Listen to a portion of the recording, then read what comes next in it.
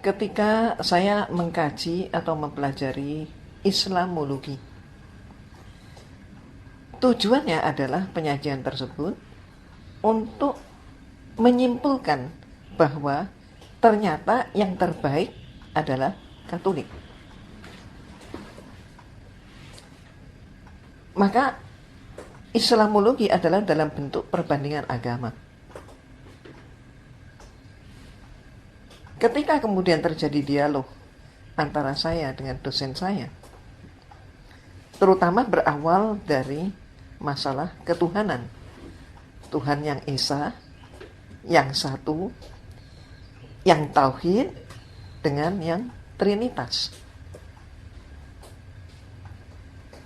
Maka kemudian ketika tidak tercapai suatu kesamaan pendapat, dan saya mengusulkan kepada dosen saya untuk diizinkan mempelajari Islam dari sumbernya sendiri. Karena saya ingin tahu apa yang dikatakan Islam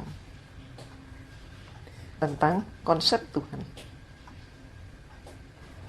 Bagaimana Allah Subhanahu wa Ta'ala menyatakan tentang dirinya. Maka di luar dugaan saya, pengajuan saya, usulan saya diterima, bahkan saya ditugaskan untuk mempelajari Al-Quran. Tapi pesannya adalah cari kelemahan Islam dalam Al-Quran. Maka saya pun bergegas ke perpustakaan seperti pernah saya ceritakan. Saya bawa pulang Al-Quran, tapi karena saya tidak tahu cara membuka Al-Quran seperti apa, dan ketika saya amati bentuk hurufnya, saya pun bingung. Saya kembalikan Al-Quran itu, dan kemudian besoknya saya mencari kitab suci Al-Quran yang ada terjemahnya, dan ketemu. Saya bawa pulang ke biara, dan malam harinya mulailah saya membaca, dan cara baca saya pun ternyata terbalik. Bukan dari depan ke belakang, tapi dari belakang ke depan. Dan ayat-ayat yang terletak di belakang, yang ketika saat itu dengan acak saya membuka, maka berjumpalah saya dengan surat Al-Ikhlas.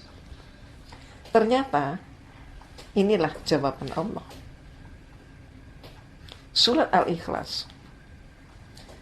Qul wallahu ahad, Allahu samad, lam yalid wa lam yulad wa lam yakul lahu kufuwan ahad. Tentu saat itu saya masih belum mampu mengucapkan dengan baik. Saat itu saya hanya mampu membaca dari terjemah. Baru membaca terjemahnya pun, saat itu saya sudah terkejut dan menyatakan, ini yang benar. Ini yang mutlak benar. Bagi saya, bahwa Allahu ahad, Allah itu cuma satu. Ya, betul. Allah itu yang maha pemurah, maha pengasih, maha penyayang, maha pengampun, dan seterusnya.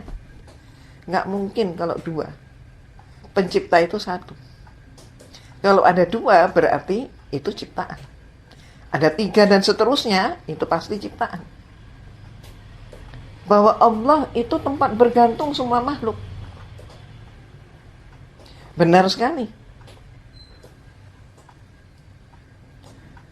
Bahwa Allah itu tidak mempunyai sejarah.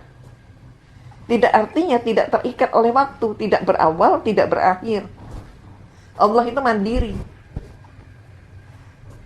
Allah tempat bergantung semua makhluk, dan dia tidak bergantung pada apapun. Dia yang menciptakan langit, bumi, dan seluruhnya ini. Dan dia tidak perlu bantuan siapa-siapapun, tidak perlu bermitra dengan apapun. Ini konsep yang sempurna. Dengan memakai banyak pengandaian, mereka menyatakan bahwa Tuhan itu ibaratnya sebuah segitiga. Segitiganya satu, tapi sisinya ada tiga.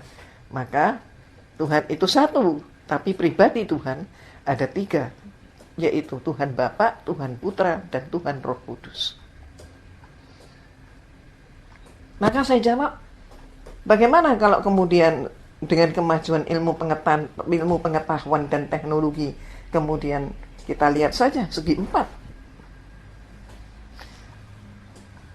Segi empat berarti, mohon maaf, sudutnya ada empat, sisinya ada empat.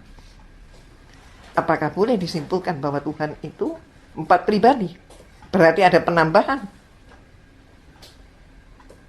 Oh, nggak boleh jawabnya. Kenapa tidak boleh? Ini dogma. Itu jawabnya. Nah, mohon maaf, kadang juga ada yang mengandaikan Tuhan itu diumpamakan seperti telur. Telur itu ada kulitnya, ada putihnya, ada kuningnya. Jadi telur itu pasti 3 unsur. Maka kalau sampai 2 saja nggak mungkin, 1 saja nggak mungkin menjadi telur. Jadi telur itu pasti ada kulit, ada putihnya, ada kuningnya. Maka saya menyatakan juga jawaban saya kepada dosen saya, Pater, telur itu mengalami penyusutan. Apakah mungkin Tuhan itu juga susut kalau diumpamakan seperti telur? Tidak mungkin. Berarti tidak bisa pengandaian itu dipakai. Ada lagi yang mengatakan seperti rokok. Rokok itu ada filternya, kemudian ada cengkehnya, ada tembakaunya. 3 unsur katanya. Saya katakan, rokok cerutu ternyata hanya bungkusnya dan kemudian hanya dengan tembakaunya. Dan macam-macam. Ternyata tidak pas juga pengandaian itu.